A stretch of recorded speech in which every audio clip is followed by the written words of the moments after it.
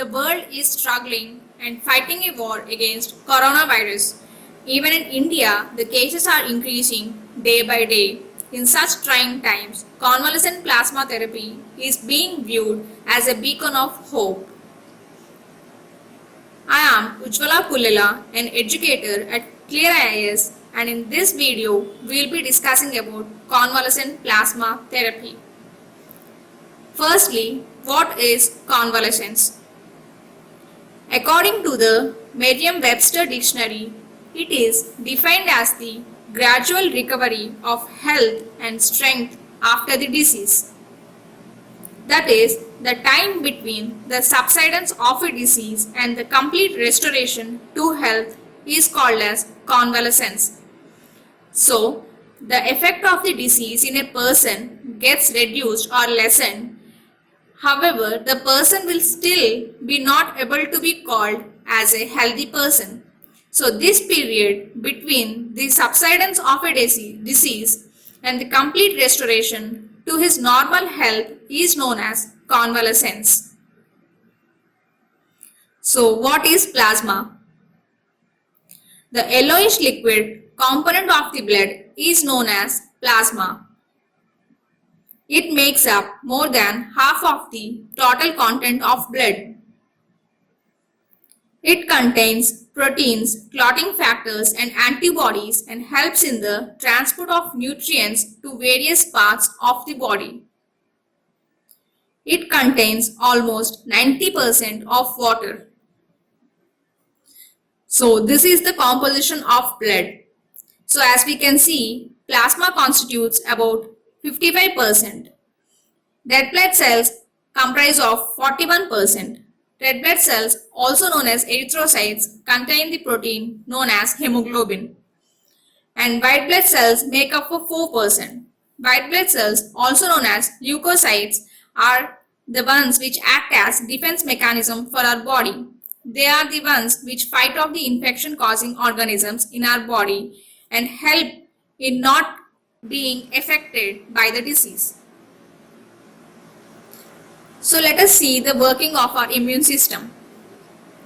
The foreign substances which enter our body are called as antigens. These antigens might be the molecules from various pathogens like viruses, bacteria, protozoa, etc. They stimulate the immune response in the body. When these antigens enter our body, our immune system recognizes them and tries to get rid of them. Our body produces antibodies to fight and neutralize these harmful substances. That is, when antibodies are produced by our body, these antibodies go and latch onto these antigens and try to reduce their effect. And it has to be noted here that antibodies are disease specific. That is, the antibodies produced against a particular disease cannot act against another disease. Also, when our body produces an antibody, a memory of it gets stored. So, when the same invader tries to enter our body, the memory gets recalled and the threat gets destroyed quickly. That is, before being developed into a disease, the invaders will be eliminated by our body. Lymphocytes, a type of white blood cells, are responsible for the production of antibodies. So as we have seen, white blood cells are the ones which act as defense mechanism for our body. Lymphocytes, a type of white blood cells, are the ones which are responsible for the production of antibodies. Even in lymphocytes, there are two types. They are B lymphocytes and T lymphocytes. So what is convalescent plasma therapy? It involves transfusing plasma retrieved from the blood of people who have recovered from COVID-19 into the people suffering from the disease.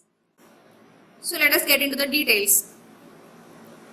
It is a treatment in which the plasma is extracted from a person who has recovered from the disease and is transfused into the patient who is fighting the same disease. The antibodies present in the plasma of the recovered person are sent into the patient to fight against the disease. So let us try to understand.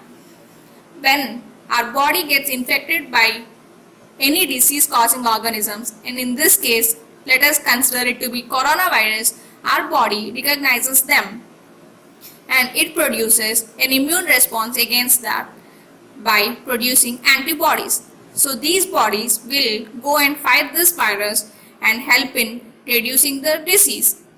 So a person who gets recovered from corona has the presence of antibodies still in his body. As we have seen, when the person is in the recovery stage, that is the convalescent stage, there is presence of antibodies still in his blood plasma. So this plasma of the recovered person is retrieved from his body and is transfused into the patient who has corona. So after getting transfused into the patient's body, these antibodies will fight the disease in him. So these borrowed antibodies will be responsible for reducing the disease in the patient. So this is the basic process and working of convalescent plasma therapy. It is similar to passive immunization. So what passive immunization is, we'll see as we proceed further. Procedure. Firstly, the blood from the donor is sent into a machine called centrifuge, where the plasma gets separated from the blood. The process is repeated for few more times until the required amount of plasma gets collected. Almost 400 of plasma is collected. The blood is then returned into the donor's body and the plasma is infused into the bloodstream of the patient. So as we have seen, the antibodies are present in this plasma, and when this plasma is infused into the bloodstream of the patient, these antibodies will help in fighting the disease for him. The whole process takes around 2 hours to get completed. So let us see what are active and passive immunities. Active immunity: when the body produces antibodies through its own system, then it is known as active immunity. That is, when a person gets infected by a disease-causing organism, an immune response is produced in his body, thereby producing antibodies which will fight these disease-causing organisms. That is known as active immunity. Whereas in the case of passive immunity, there is no involvement of the immune system. Here, as we have seen in the convalescent plasma therapy, the antibodies are received from the donor and these antibodies will fight against the disease-causing organisms. The active immunity provides relief only after a long time. So as we know, the disease-causing organisms enter the body, our immune system recognizes them and then produces the antibodies, and after the production of antibodies, these will go and latch on to the antigens and then they start functioning, and then the disease will be reduced. Whereas in the case of passive immunity, the time is greatly reduced because the antibodies which are already produced are taken from the donor and injected into the person's body. So as soon as they enter into the patient's body, they come into action and try and fight with these disease-causing organisms. However, the effect of active immunity is long-lasting because, as we have seen, there is a memory which gets stored in the cells, and when the same invaders tries to enter our body, this memory gets recalled and the disease will not get spread. Whereas in the case of passive immunity, the effect is short-lived because here the immune system does not know how to produce its own set of antibodies. The received or borrowed antibodies were the ones which were responsible for reducing the disease in the first place. So the effect is short-lived. Vaccination is an example of active immunity. So basically, active immunity is of two types: natural active immunity and artificial active immunity.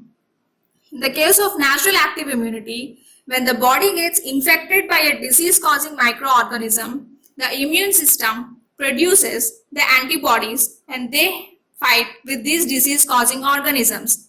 Whereas in the artificial active immunity, a lessened or a weakened strain of a disease-causing organism is sent into the body of a person, and when they get infected with the same disease-causing organism in the future, the body uses its memory and they eliminate the disease.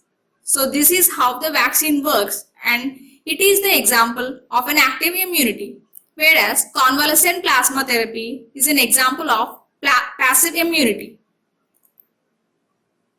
So who can donate? There are strict guidelines which state the eligibility criteria of the persons who can donate their plasma. The donor must be symptom-free of corona for at least 28 days before donation. The donor should be free of any blood-borne infections. The donor's age should be between 18 to 60 and he or she must weigh over 50 kgs. The hemoglobin should be above 12.5. Should not have had any piercing or tattoo in the last 6 months. Should possess minimum amount of antibodies for donation, since these borrowed antibodies are the ones which will play a major role in fighting the disease in the patient. So there must be a fixed amount of antibodies present in the donor's body before he becomes eligible for donation. So was this therapy previously used? Yes. Plasma therapy was previously used during the time of Spanish flu in 1918. During swine flu, that is H1N1 in 2009, and during SARS, that is severe acute respiratory syndrome in 2003, patients were treated with plasma. Even during Ebola outbreak in 2014, plasma therapy was recommended by WHO. So is it effective? A study in China on 10 patients showed the disappearance of virus in almost 7 patients. Kerala was the first state in India to test the therapy and it had yielded positive results there. 4 persons in Delhi treated with plasma therapy showed significant improvement in their health. So as we can see, Kerala was the first state in India to start the experimental therapy. Doctors in South Korea have already had some success in using this therapy in treating 2 elderly patients. The countries like USA, UK are also prescribing convalescent plasma therapy to treat corona. So what are the challenges involved? Risks associated with transmission of infection since transfer of blood substances takes place. However, this can be eliminated by making the screening process very strict. Might fail for some patients and increase the infection. Less knowledge about coronavirus. The world does not know or does not have the complete information regarding coronavirus yet. The scientists are learning new things every day regarding coronavirus, and also it is mutating at a faster rate. So there is no complete or much information regarding coronavirus. Also, not much evidence to prove the efficacy of the treatment. Although this treatment was used previously, as we have seen in Ebola and SARS, there is no strong evidence to prove how effective the treatment is. It was never used on such a large scale in such a large number of people. However, according to the latest reports, it is being said that ICMR, that is Indian Council of Medical Research, has been granted the permission from National Ethics Committee to conduct clinical trials on almost 452 patients to test the efficacy of the treatment. So let us see how this treatment gets proved and how effective it gets proven by these clinical trials. And let us hope that this treatment proves effective to fight corona. Thank you.